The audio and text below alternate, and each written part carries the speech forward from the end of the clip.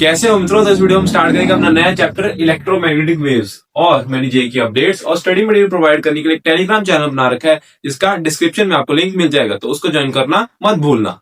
तो अब हम स्टार्ट करें अपना नया चैप्टर इलेक्ट्रोमैग्नेटिक वेव्स। शुरुआत कर रहे हैं इलेक्ट्रोमैग्नेटिक वेव्स की। तो सबसे पहले देखते हैं इलेक्ट्रोमैग्नेटिक वेव होती क्या है। मान लो हमारे पास एक वेव है associated with electric field and magnetic field.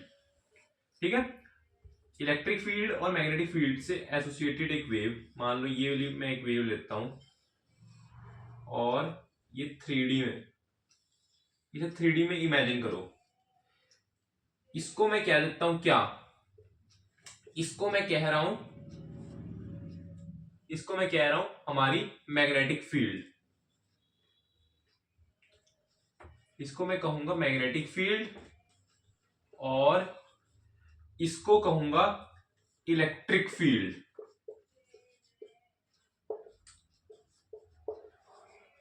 अब हमारे पास एक वेव है जो इस डायरेक्शन में, मान लो एक्स डायरेक्शन में जा रही है। एक हमारे पास मैग्नेटिक फील्ड है जो वाई डायरेक्शन में जा रही है, और एक हमारे पास जेड डायरेक्शन में इलेक्ट्रिक फील्ड जा रही है, यानी बाहर की तरफ। ठीक है, ये मान लो जेड है, जेड है। क्या बात समझ में आई? यानी ये सारी की सारी चीजें, propagation of wave, magnetic field, electric field एक दूसरे के परपेंडिकुलर है। यानी कि हम कह सकते हैं B is perpendicular to electric field is perpendicular to X मान लेते हैं, इसकी डायरेक्शन को एक्स मान लेते हैं वेव की। ठीक है, इसकी डायरेक्शन एक्स मान लेते हैं। ये सारे एक दूसरे के म्यूचुअली परपेंडिकुलर है। क्या है? Mutually perpendicular. अगर ये एक दूसरे के म्यूचुअली परपेंडिकुलर है तो हमारे पास एक रिजल्ट आता है। मान लो मैं इसकी मैग्नेटिक फील्ड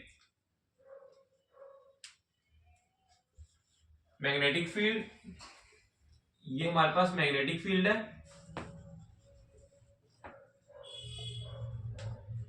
ये इलेक्ट्रिक फील्ड है,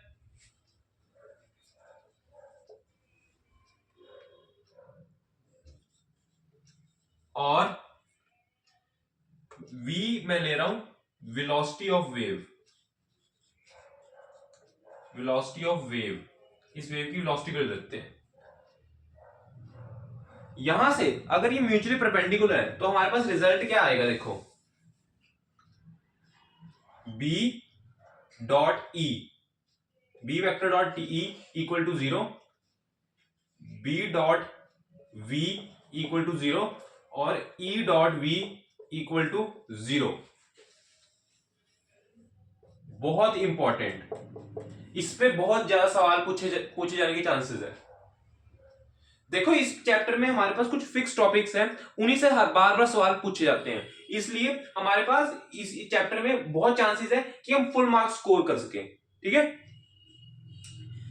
सबसे पहली इंपॉर्टेंट चीज इसमें ये आई है हमारे पास, एक बार इसे अच्छे से नोट करो।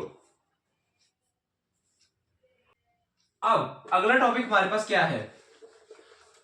अगला टॉपिक जो हम पढ़ने वाले हैं उसका नाम है डिस्प्लेसमेंट करंट। उसका क्या नाम है? Displacement current. अब डिस्प्लेसमेंट करंट क्या होता है? डिस्प्लेसमेंट करंट हमारे पास क्या होता है? अच्छा देखो, इसको हम शुरुआत करते हैं एक सर्किट से। यहां पे हमारे पास एक सर्किट है जिसके अंदर एक मैंने मान लो बैटरी लगा दी। ये हमारे पास एक कैपेसिटर लगा रखा है जिसकी मैं ये प्लेट्स दिखा रहा हूं। ठीक है, ये कैपेसिटर की प्लेट्स है, इसको सी मान लेते हैं, ये ई मान लेते हैं। ठीक है, ये कैपेसिटर की प्लेट है, इसमें मान लो आई करंट जा रहा है, इसमें से जब चार्ज निकलेगा वो या इसमें करंट भी बनेगा और यहां पे चार्ज सारा स्टोर हो रहा होगा। क्या इतनी बात क्लियर है? कैपेसिटर का नीचे क्या होता है, अपनी प्लेट्स पे वो चार्ज स्टोर करता है। ठीक है, तो यहां से हमारे पास जब हम यहां पे एक मान लो एम्पीरियल लूप ले रहे हैं, एम्पियर सर्किटल लॉ क्या कहते हैं, एक मिनट पहले ये बताओ।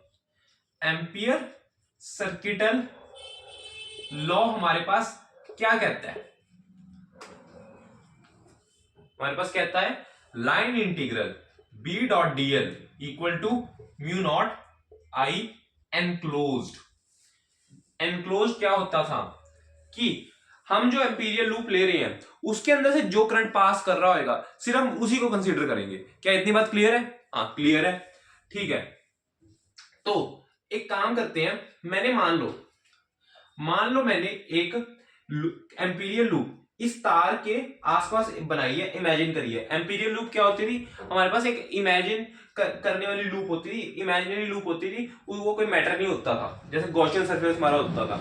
एम्पीरियल लूप मान लो अगर मैं इस तार के आसपास लेता हूं तो हमारे पास ये वाला जो रिजल्ट है ये वैलिड है। क्या इतनी बात क्लियर है? हाँ क्लियर है। अगर मैं इस तार के आसपास एम्पीरियल लूप बनाता हूं तो हमारे पास एम्पीरियल सर्किटल लॉ वैलिड कहलाएगा, ठीक है। लेकिन अब हम सोचते हैं क्या ये चीज हमारे पास कैपेसिटर के अंदर भी वैलिड है? तो हमने कहा कि चलो एक बार चेक कर लेते हैं।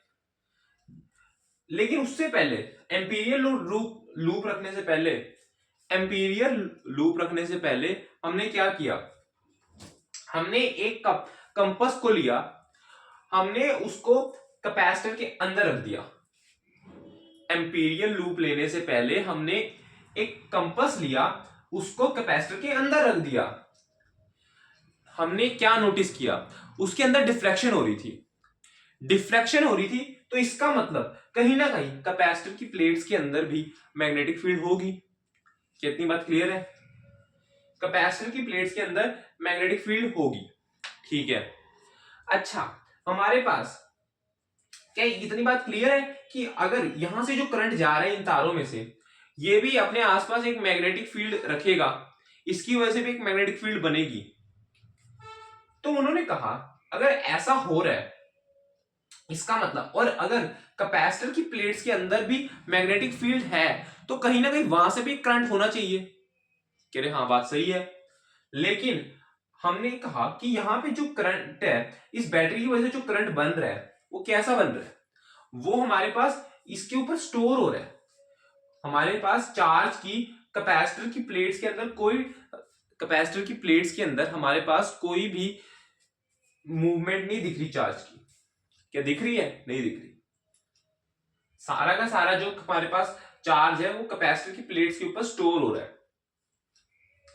तो उन्होंने कहा अगर यहां से कोई चार्ज पास नहीं कर रहा और चार्ज पास नहीं कर रहा तो कोई करंट नहीं बन रहा, तो करंट नहीं बन रहा तो मैग्नेटिक फील्ड कैसे आई? तो इसका जवाब दिया हमारे पास मैक्सवेल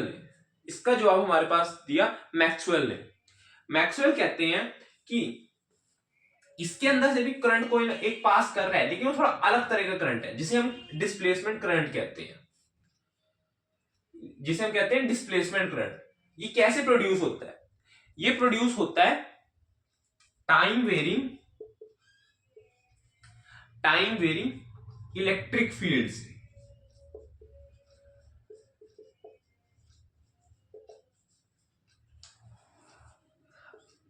अगर किसी ने इससे पहले पढ़ा हो टाइम वेरिंग मैग्नेटिक फील्ड के बारे में, कोई नहीं, अगर किसी ने नहीं भी पढ़ा तो इसी चैप्टर में मैं उसको कवर भी करूंगा। लेकिन टाइम वेरिंग मैग्नेटिक फील्ड में क्या होता था? मैग्नेटिक फील्ड की वजह से हमारे पास एक इलेक्ट्रिक फील्ड बनती थी सर्कुलर लूप टाइप में, और उसकी वजह से वो क्या होती थी? Non conservative. Time varying magnetic field की वजह से एक इलेक्ट्रिक फील्ड बनती थी जो होती थी नॉन कंजर्वेटिव। वैसे ही उन्होंने सोचा क्या अगर ऐसा हो रहा है मैग्नेटिक फील्ड की वजह से इलेक्ट्रिक फील्ड बन रही है, तो क्या ऐसा भी हो सकता है इलेक्ट्रिक फील्ड की वजह से मैग्नेटिक फील्ड बने? तो उन्होंने कहा हाँ ऐसा हो सकता है। मैक्सवेल ने कहा कि ऐसा हो सकता है। तो जब इलेक्ट्रिक फील्ड की बातें आती हैं तो हम किसका यूज करते हैं? गॉस लॉ का। गॉस लॉ क्या कहता था? फाई ई यानी flux, electric flux, surface integral E dot D A Q upon epsilon not. क्या इतनी बात क्लियर है? क्या इतनी बात क्लियर है? हमारे पास अब मैं फाई ई को ले रहा हूं Q upon epsilon naught, Q upon epsilon not को मैं इधर लेके जाता हूं, इसको मैं इधर लेके जा रहा हूं। एक मिनट पहले इधर देखो, phi E epsilon naught Q, दोनों तरफ डिफरेंशिएशन करेंगे, ये हो जाएगा D Q by D T equal to epsilon naught D phi E upon D T. D Q upon D T क्या था? D Q upon D T I था, D Q upon D T I था, और यही हमारा displacement current है। देखो यहां से हमारे पास यही डिस्प्लेसमेंट करंट की वैल्यू होती है, आईडी इक्वल टू कितना है, epsilon naught D phi E, epsilon naught D phi E upon D T, ये हमारे पास डिस्प्लेसमेंट करंट की वैल्यू है। लेकिन आई हमारा D Q upon D T के भी इक्वल आ रहा है, और D Q upon D T क्या था? Actually D Q upon D T वही चार्ज है, इसके अंदर वही चार्ज यूज हो रहा है जो इसके ऊपर स्टोर हो रहा है। और इसके ऊपर कौन सा चार्ज स्टोर हो रहा था? जो हमारे पास ये बैटरी में से ऐसे पास हो रहा था, ये वायर्स में से निकलता निकलता यहाँ प्लेट्स पे स्टोर हो रहा है। और इस जो वायर्स में हमारे पास जो करंट चल रहा होता है उसे हम बुलाते हैं आई सी इक्वल टू कंडक्शन करंट, इसे कंडक्शन करंट भी कहते हैं।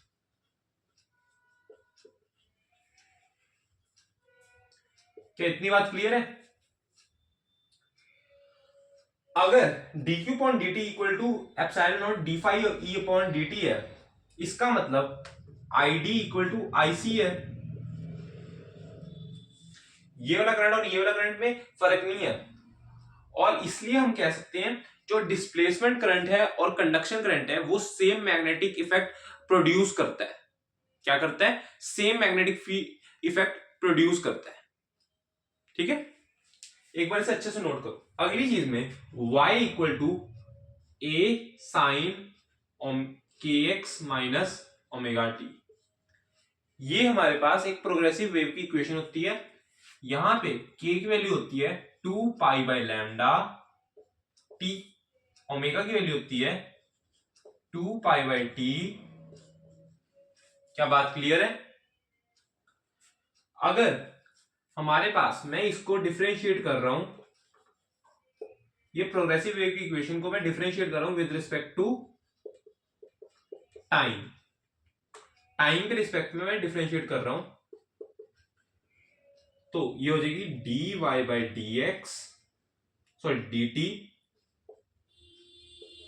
ए इसके रिस्पेक्ट में कर रहे हैं ना, तो ये ओमेगा बाहर आ जाएगा और माइनस भी साथ में रहेगा, ए ओमेगा कॉस के एक्स माइनस ओमेगा टी। फिर से डिफरेंशिएट करेंगे, D square Y D T का स्क्वेयर। देखो इसकी डिफरेंशिएशन जब बाहर आएगी तो इसको पॉजिटिव कर देगी, लेकिन कॉस की डिफरेंशिएशन इसे फिर से नेगेटिव कर देगी। ए ओमेगा स्क्वेयर साथ में माइनस एक लगेगा, इसकी डिफरेंशिएशन पॉजिटिव कर देगी और माइनस फिर से बन जाएगा। ठीक है, साइन के एक्स माइनस ओमेगा टी। क्या बात क्लियर है? क्या बात क्लियर है? अगर यहां पे मैं इसको अब डिफरेंशिएट करूंगा किसके रिस्पेक्ट में? एक्स के रिस्पेक्ट। ये है differentiation with respect to X, with respect to X. तो ये हो जाएगा D Y by D X, इसको डिफरेंशिएशन करनी है ना, तो ये हो जाएगा ए के कॉस के एक्स माइनस ओमेगा टी।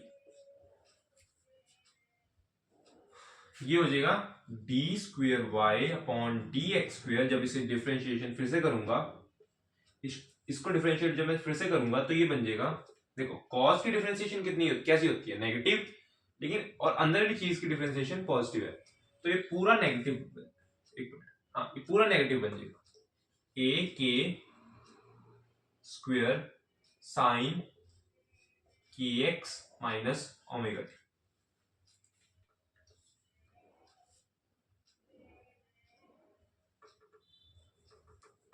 ठीक है, इसको मैं 1 कह रहा हूं, इसको मैं 2 कह रहा हूं, इसको मैं 3 कह रहा हूं, इसको मैं 4 कह रहा हूं, कोई कंफ्यूजन नहीं। तो देखो मैं रेशियो ऑफ 2 एंड 4 ले रहा हूं, रेशियो ऑफ 2 एंड 4। जब मैं इसका मैं रेशियो लूंगा तो ये क्या बनेगा, देखो। अच्छा, स्क्वेयर्स को जो हमारे पास ये स्क्वेयर्स यहां पे होते हैं, यानी कि हमारे पास डिग्री 2 की जो डिफरेंशिएशन होती है, यानी कि डबल डिफरेंशिएशन होती है, उसको हम ऐसे कैंसिल नहीं कर सकते, ये डी स्क्वायर वाई को कैंसिल कर दो, ऐसा नहीं कर सकते इसमें। तो इसमें जब मैं यहाँ पे रेशियो लूंगा तो ये बन जाएगा D square Y upon D T square. जब इसको ये डिनोमिनेटर पे रखूंगा तो उधर लेके जाऊंगा, ये बन जाएगा माइनस ए ओमेगा स्क्वेयर अपॉन साइन के X minus omega T.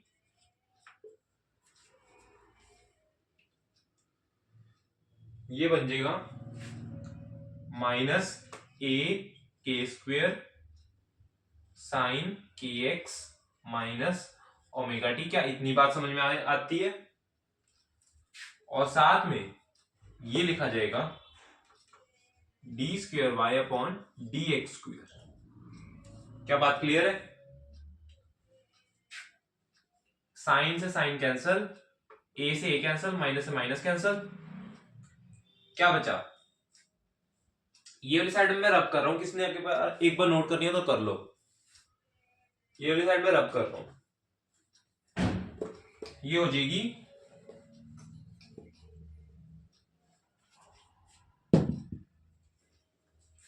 D square Y upon D T square omega upon K का square into D square Y upon D X square. अब एक रिलेशन याद रखो, omega is equal to K V होता है, ये चीज याद रखो, omega is equal to K V होता है। तो यहां से ये हमारे पास क्या बन जाएगा, देखो ये हमारे पास बन जाएगा वी स्क्वेयर। और जब मैं इसे इधर लेके जाऊंगा तो ये बन रहा है हमारे पास D square Y upon D X square 1 upon V का square equal to into D square Y upon D T square. ये वाली हमारे पास इक्वेशन कई बार पूछ लेते हैं, ठीक है, एक रिजल्ट है। और ये मोस्ट इंपॉर्टेंट है, मोस्ट इंपॉर्टेंट, कई जगह यूज होएगा। इस चैप्टर में फॉर्मूले ही फॉर्मूले हैं। अब ये लिखा,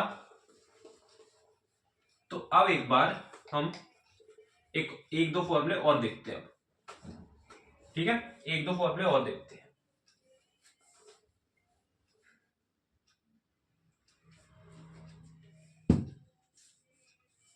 इसको मैं थोड़ा सा अलग करके लिखता हूं ताकि अलग से दिखे। ये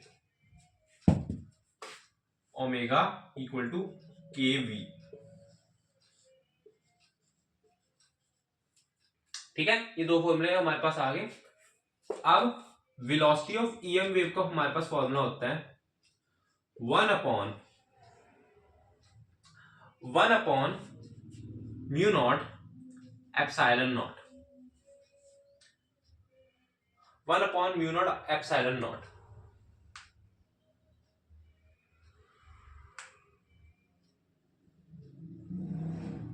एक बार इसे देखो,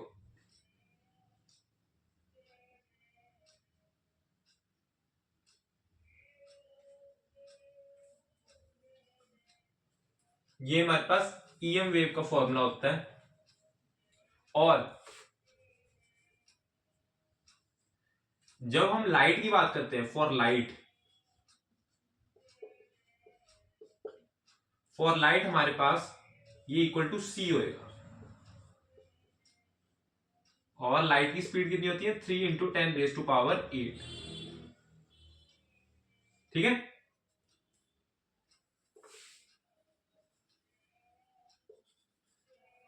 ये बस एक बार हमारे पास रिजल्ट था, ये कांस्टेंट वैल्यू होती है, देख लो एक बार। हमारे पास हमसे कहा गया कि हमें लाइट की स्पीड निकालनी है, लाइट की स्पीड सॉरी ईएम वेव की स्पीड हमें निकालनी है किसी मीडियम में, हमें निकालनी है ईएम वेव की स्पीड किसी मीडियम में।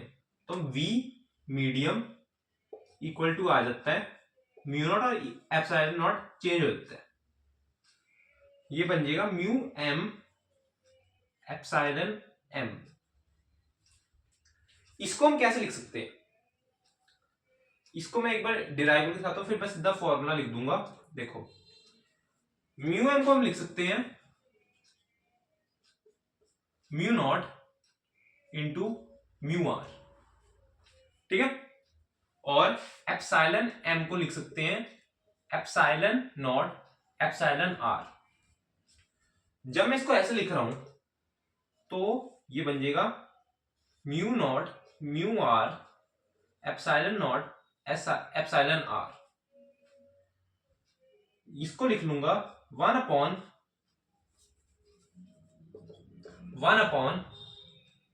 Mu naught epsilon naught upon 1 upon mu R epsilon R. क्या इतनी बात क्लियर है, क्या इतनी बात क्लियर है? ये हमारे पास ईएम वेव की स्पीड है वैक्यूम में, ये हमारे पास जो हम निकाल रहे थे ये वैक्यूम में हमारे पास ईएम वेव की स्पीड है। और एक चीज नोट करो, mu R into epsilon R, mu R upon epsilon R, उसके ऊपर रूट, ये चीज होती है हमारे पास रिफ्रैक्टिव इंडेक्स, ये होती है हमारे पास रिफ्रैक्टिव इंडेक्स जो कि हम ऑप्टिक्स में पढ़ते हैं, ठीक है। तो यहां से अब यहां से मैं लिख सकता हूं, देखो अब ये कहानी आपको एक बार समझ में आ गई होगी, एक बार से नोट करो, फिर मैं डायरेक्ट फॉर्मूला लिख रहा हूं, ठीक है। अच्छा ये मैंने बताया नहीं कि हमारे पास जो म्यू आर होता है क्या होता है, म्यू आर होता है रिलेटिव परमिएबिलिटी, रिलेटिव परमिएबिलिटी, और एप्सिलॉन आर होता है रिलेटिव परमिटिविटी, एप्सिलॉन आर होता है रिलेटिव परमिटिविटी, ठीक है। एक D square Y upon D X square था,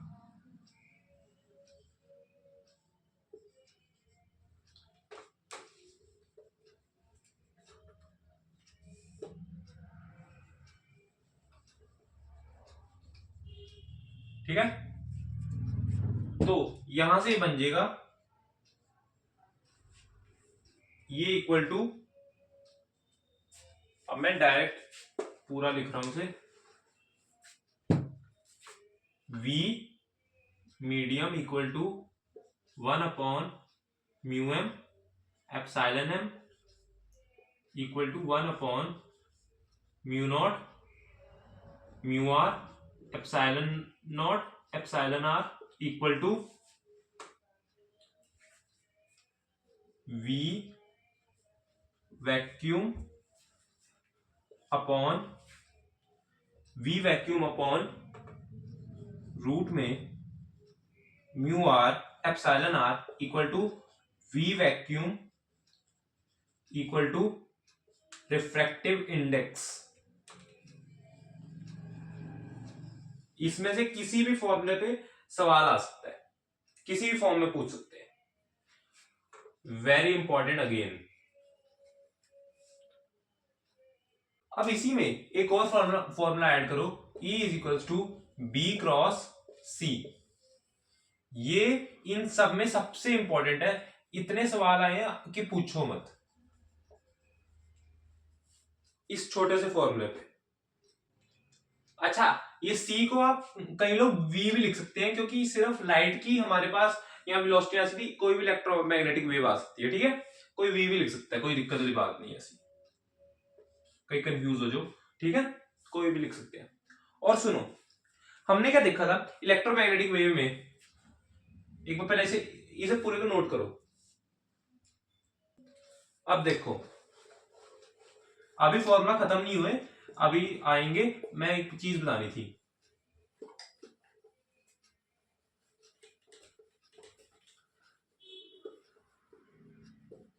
देखो एक्चुअली ये देखो, E इक्वल टू मैंने कहा B क्रॉस C।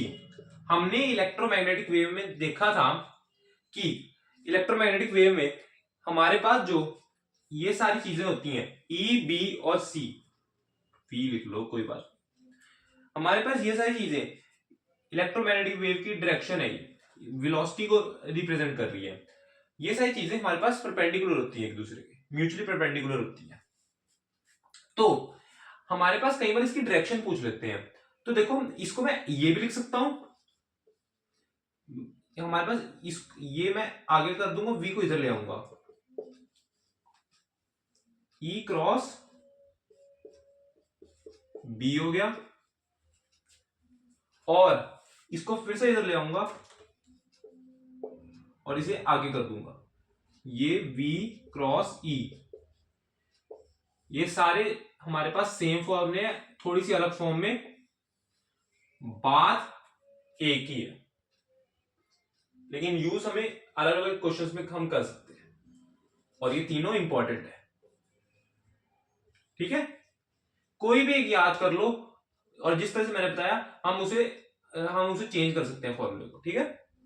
बस किसी भी एक फॉर्मूले को याद कर लो, चाहे मैंने ये कहा E equal to B cross V कर लो, ये भी सही है, इनमें से आपको याद होता है तो वो कर लो, बस एक फॉर्मूले को याद कर लो, बाकी सारे अपने आप हो जाएंगे, ठीक है। अगला टॉपिक है, अगला टॉपिक हमारे पास क्या है, energy density in electromagnetic wave, energy density in electromagnetic wave.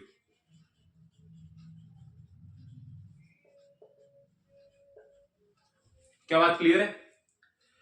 Energy density in electromagnetic wave, देखो इलेक्ट्रिक फील्ड की वजह से जो एनर्जी डेंसिटी होती है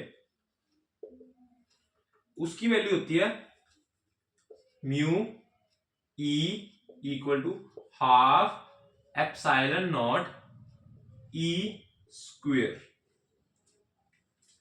अच्छा, इलेक्ट्रिक फील्ड की यहां पे इक्वेशन क्या होती है, E naught sine omega T, sorry K X minus omega T, ये होती है। क्या बात क्लियर है? अगर मैं mu E half epsilon naught, इसकी जगह ये रख दूं, ये बन जाएगा E नॉट का square sine square K X minus omega T. मुझे एवरेज एनर्जी डेंसिटी निकालनी है, दोनों तरफ मैं एवरेज का साइन लगा दूंगा, एंगुलर ब्रैकेट्स लग जाएंगे, ये बन जाएगा half epsilon naught E naught का स्क्वायर, ये बाहर आ जाएगा, बचेगा sign square K X minus omega T. Alternating current पे मैंने बताया था हमारे पास ये स्क्वायर्स वाली जो साइन की टर्म्स होती हैं, इनका एवरेज कैसे निकालते हैं, इसका डायरेक्ट रिजल्ट मैंने बताया था, उसमें हमने आरएमएस करंट को डिराइव पूरा किया था, लेकिन बाद में मैंने शॉर्टकट भी बताया था। अब यहां पे हम डिराइव नहीं करेंगे, अब मैं डायरेक्ट 1/2 इसे लिखूंगा, तो यहां से ये बन रहा है 1/4 एप्सिलॉन नॉट E नॉट का स्क्वायर, एवरेज म्यू E तो ये आ रहा है। क्या बात क्लियर है? ये आ रहा है, एक बार डेरिवेशन नोट करो, देखो अब ये सेम चीज हम करेंगे मैग्नेटिक फील्ड की, होती है म्यू B इक्वल टू, अभी हम सेम चीज मैग्नेटिक फील्ड के लिए कर रहे हैं, B square upon 2 mu naught. क्या बात क्लियर है? बी होगा B equal to B naught sine के X, B equal to B naught sine के एक्स माइनस ओमेगा टी। ठीक है, इसको यहां रखो, ये हो जाएगा B naught sine square K X minus omega T upon 2 mu naught. लेकिन अगर मुझे एवरेज निकालना है तो ये एवरेज निकल जाएगा, ये 1/2 आ जाएगा, साइन स्क्वेयर ये 1/2 बन जाएगा, B naught upon 4 mu naught. Mu B average की वैल्यू ये आ रही है, एवरेज म्यू बी की वैल्यू ये आ रही है। इन दोनों का रेशो लेते हैं। इन दोनों का रेशो क्या आएगा? इन दोनों का रेशो हो जाएगा, स्क्वायर हो जाएगा ऊपर, ये भी स्क्वायर, इसका स्क्वायर हो जाएगा, सॉरी इसका रेशो हो जाएगा mu B upon mu E, average का ले रहे हैं, B naught square upon 2 mu naught upon 1/4, ये 4 है, 1/4 into epsilon naught E naught का स्क्वायर। कितनी बात क्लियर है? देखो 4 से 4 तो कैंसिल, क्या बचा? ये हमारे पास बचा बी नॉट का square upon mu naught epsilon naught E naught का स्क्वायर। इसको मैं लिखूंगा B naught upon E naught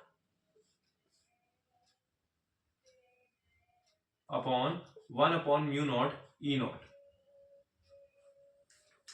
अब एक चीज देखो, ये ऊपर स्क्वायर है, हमने देखा था v इक्वल टू होता है, v इक्वल टू होता है 1 अपॉन म्यू नॉट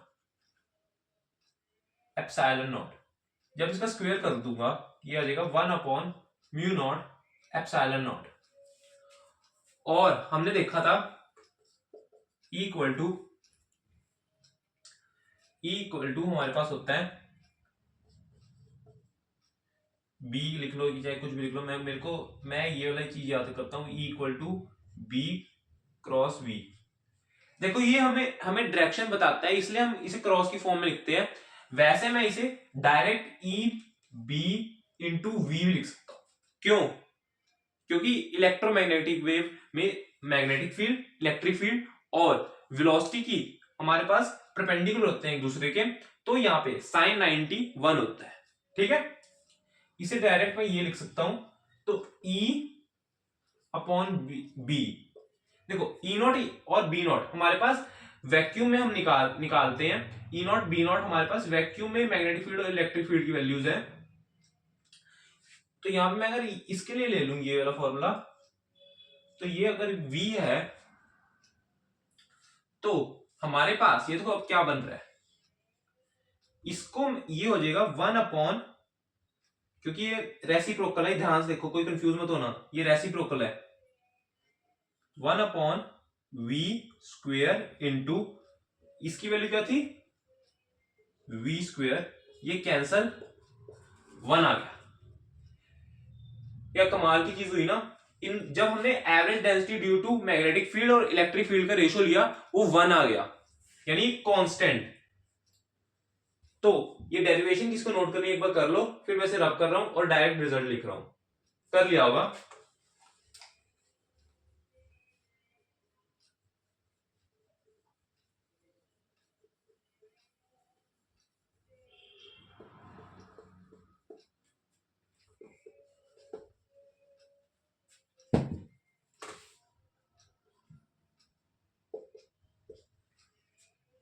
और यहां से ये चीज भी हमें नोट करनी है, ये भी चीज नोट करनी है,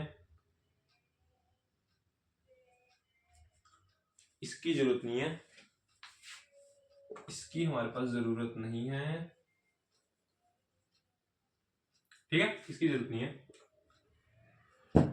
एक ये बात पता होनी चाहिए, mu E equal to half E square epsilon naught. ठीक है,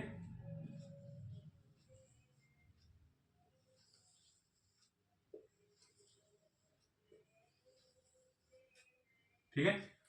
और ये एक बार इसे भी नोट कर लो। अच्छा, यहां पे देखो एक और कमाल की चीज है, क्योंकि हमारे पास अगर जब इसका रेशो 1 आ रहा है तो इसका भी रेशो 1 ही आएगा। यहाँ पे सिर्फ हमारे पास जो कांस्टेंट है उसका फर्क आ रहा है, बाकी चीजें सेम है। तो यहाँ पे हमारे पास म्यू बी अपॉन म्यू ई, ये भी 1 ही आएगा। ठीक है, ये भी 1 ही आएगा। देख लो चीज, अगर अगर ऐसा हो रहा है, यानी कि हम कह सकते हैं half E square epsilon naught equal to half mu B है, mu B equal to mu E है, बी स्क्वायर 2 म्यू नॉट होता है। क्या ये बात क्लियर है? ये भी बात ट्रू होनी चाहिए। देखो एक बार, इतना नोट करो। देखो, हमने अभी देखा अगर ये एवरेज की का रेशो सेम है तो यानी कि mu E equal to mu B होना चाहिए, है ना? तो total energy density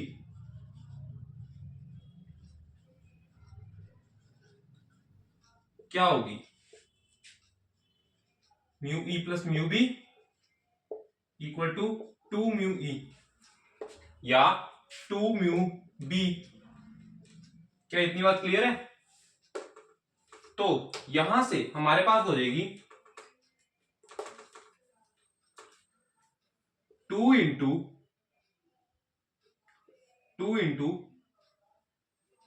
mu E. अगर मैं इसको मान लो ई लिख लेता हूं, सिर्फ टोटल एनर्जी डेंसिटी को मैं ई लिख रहा हूं लेट से, और मैं एवरेज का साइन लगा रहा हूं, तो ये हमारे पास क्या बनेगी? तो हमारे पास ये क्या बनेगी? अच्छा, एक और बात,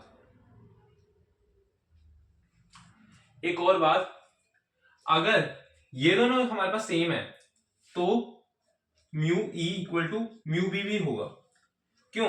क्योंकि वहां पे सिर्फ कांस्टेंट का फर्क आ रहा है, बाकी सारी चीजें तो सेम है, तो ये चीज भी वैलिड होगी। ठीक है, इसे भी नोट कर ले।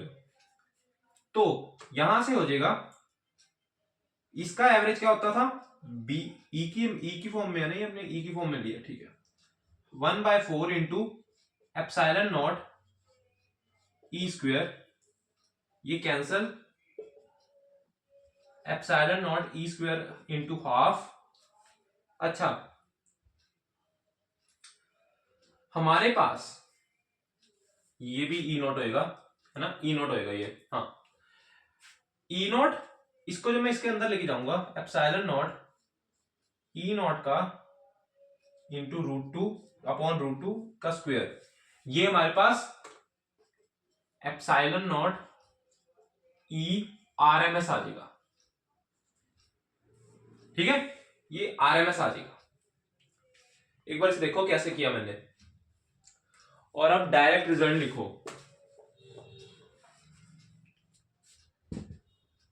ये होता है हमारा 2 म्यू बी के इक्वल, या कहो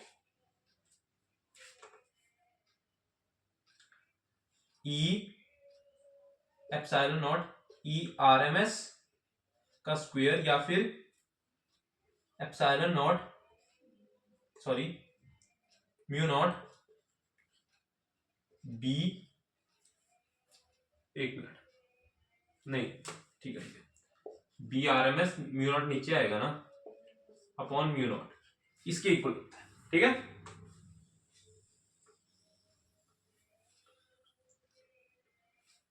ये हमारे पास इंपॉर्टेंट पार्ट आ गया।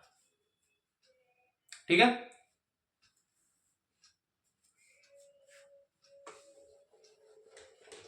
अब हम चल रहे हैं अपने अगले टॉपिक पे।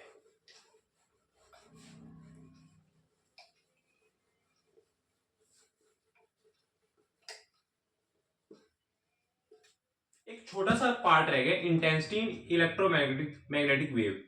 Intensity in electromagnetic wave.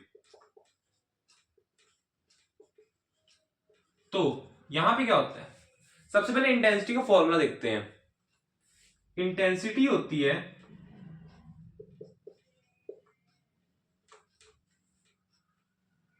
Intensity क्या होती है हमारे पास, पावर अपॉन एरिया।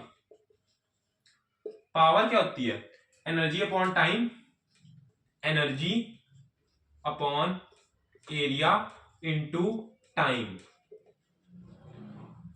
अब सुनो, एक्चुअली एनर्जी डेंसिटी जो हमने पढ़ी थी वो क्या होती है, उसका मतलब क्या होता है, वो होती है एनर्जी पर यूनिट वॉल्यूम। ठीक है, एनर्जी पर यूनिट वॉल्यूम। अगर मान लो, अब मैं इतना एक बार इसे देखो, फिर मैं इसे रब कर रहा हूं। अगर हमारे पास ये एक सिलेंडर है,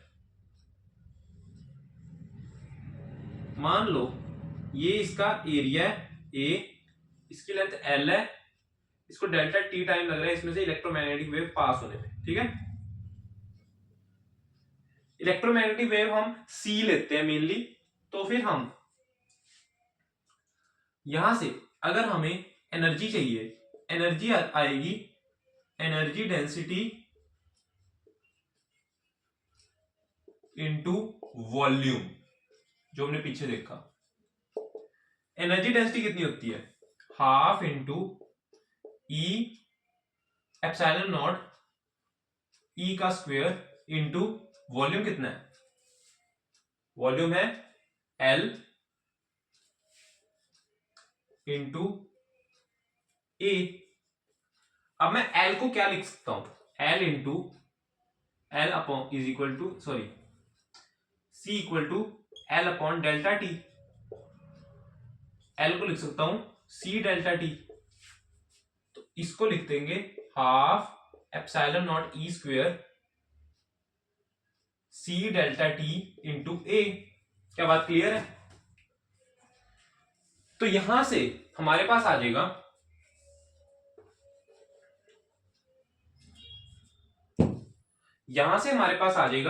क्या, हमें निकालनी थी इंटेंसिटी। इंटेंसिटी निकालनी थी ना, तो यहां से मैं लिख दूंगा, एक मिनट कहां पे लिखूं, यहां यहीं पे लिख सकता हूं। देखो इंटेंसिटी आ जाएगी इक्वल टू एनर्जी, एनर्जी आ गई half epsilon naught E square, ये एनर्जी एक मिनट, हाँ एनर्जी डेंसिटी थी, तो ये आ जाएगी E square into volume C delta T A upon, हमारे पास ये बन जाएगा area upon time, area into delta T, cancel cancel, ये भी कैंसल ये भी कैंसल, ये बन रहा है half epsilon naught E square C. एक बार से देखो, और यही इक्वल होगा B square two mu naught के इंटू सी के, क्योंकि ये दोनों चीजें इक्वल होती है, हमने देखा था। ठीक है, अब हम अब हम एक और चीज देख रहे हैं इसमें। कई बार हमसे वेव ऑप्टिक्स को मिक्स करके थोड़ा सा पूछ लेते हैं। अच्छा, वेव ऑप्टिक्स में हम वेव फ्रंट्स पढ़ते थे। एक छोटा सा दिखा देता हूं एग्जांपल। मान लो हमारे पास एक लाइट का सोर्स है, ये हमारे पास जो आसपास जब लाइट फैलाएगा स्फेरिकल वेवफ्रंट बनाएगा। ठीक है, ये स्फेरिकल वेवफ्रंट बनाएगा। आसपास ये जब लाइट को हम ये पास करेगा स्फेरिकल वेवफ्रंट बनाएगा, और इंटेंसिटी का फॉर्मूला बन जाएगा power upon area of wavefront.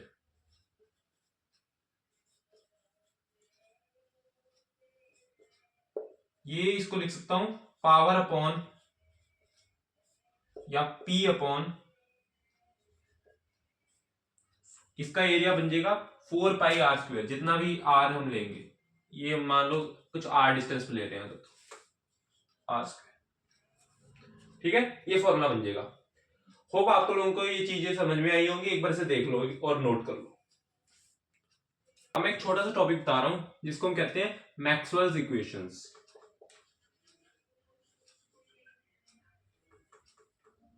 Maxwell's equations ये होता है, इसमें सबसे पहले इक्वेशन क्या होती है, गॉस लॉ ऑफ इलेक्ट्रिसिटी, जो कि कहता है surface integration E dot D A equal to Q upon epsilon naught Gauss law of magnetism, surface integration E dot D S equal to 0। Faraday's law क्या कहता है, फैराडेज लॉ क्या कहता है, फैराडेज लॉ हमारे पास कहता है E dot surface integration E dot D L equal to क्या, minus D phi by D T. और last but not the least, ampere circuital law.